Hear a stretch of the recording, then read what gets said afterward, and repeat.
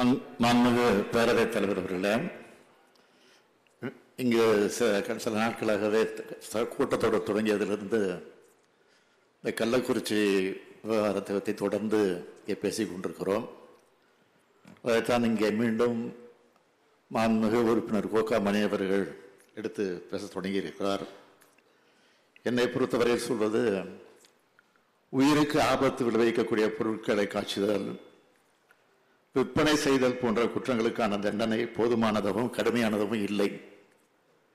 இது போன்ற குற்றங்களுக்கு வழங்கப்படும் தண்டனையை கடுமையாக்கி இக்குற்றங்களை முற்றிலும் தடுக்க முதற்கட்டமாக தமிழ்நாடு மதுவிலக்கு சட்டம் 1937 திருத்த மசோதா ஒன்று நாளை சட்டமன்றத்தில் அறிமுகப்படுத்தப்படும் என்ற விவரத்தை இந்த அவைக்கு தெரிவித்துக் கொள்கிறேன்.